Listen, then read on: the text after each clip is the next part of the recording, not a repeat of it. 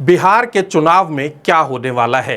क्या इस बार तेजस्वी यादव के नेतृत्व में महागठबंधन या कहें कि इंडिया गठबंधन चुनाव जीत जाएगा? क्या तेजस्वी यादव 122 सीट के जादुई आंकड़े को पार करने में कामयाब होंगे या फिर बीजेपी और जेडीयू मिलकर एक बार फिर कोई खेल कर देंगे?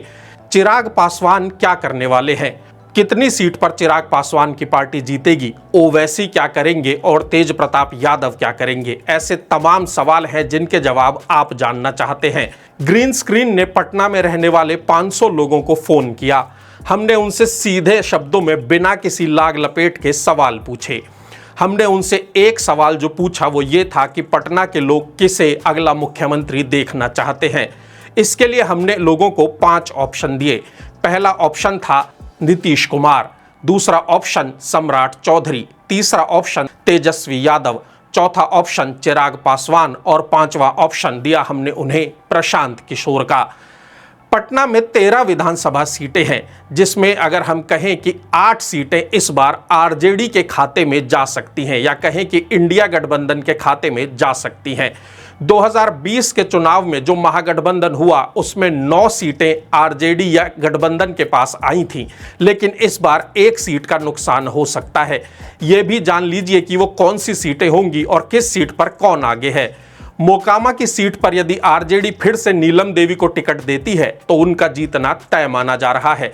हालांकि इस बार उनके वोट शेयर गिर सकते हैं और उन्हें 50% से कुछ कम वोट मिलने का अनुमान है।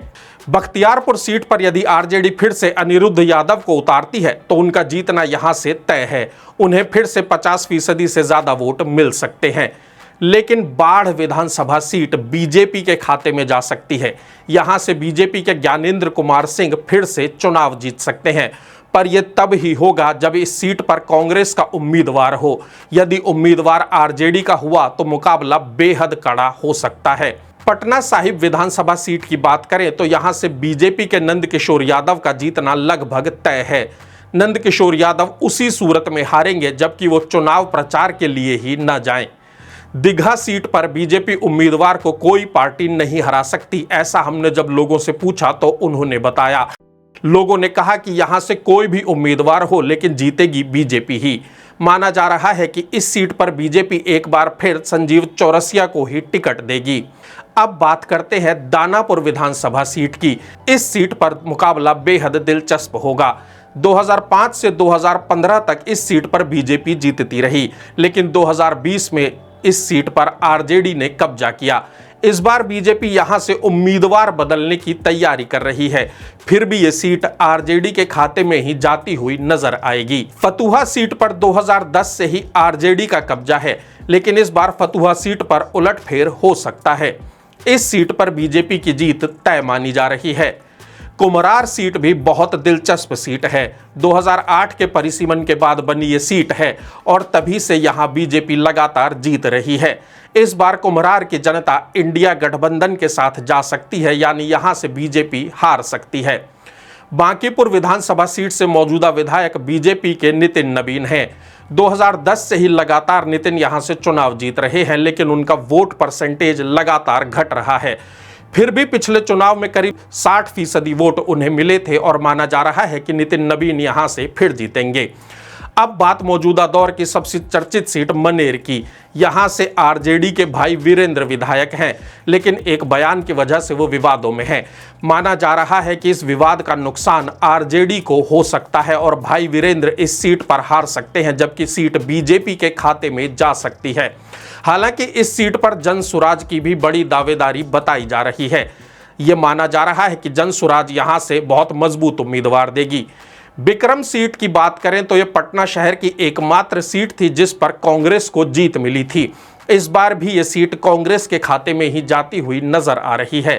पालीगंज सीट पर 2020 में सीपीआई एमएल लिबरेशन ने जीत दर्ज की थी। विधायक चुने गए थे संदीप सौरभ। इस बार भी सीट इंडिया गठबंधन के खाते में ही जाना तय माना जा रहा है।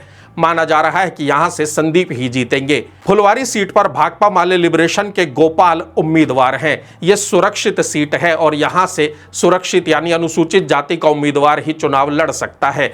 इस बार भी इस सीट से इंडिया गठबंधन की जीत होना तय माना जा रहा है। मसौढ़ी विधानसभा सीट पर लगातार 2 बार से आरजेडी का कब्जा है। इस बार भी जीत आरजेडी की ही तय मानी जा रही है। पटना की सीटों पर कोई बहुत बड़ा उलटफेर नजर नहीं आ रहा। नतीजा करीब करीब वैसा ही रहेगा जैसा 2020 के विधानसभा चुनाव में हुआ था।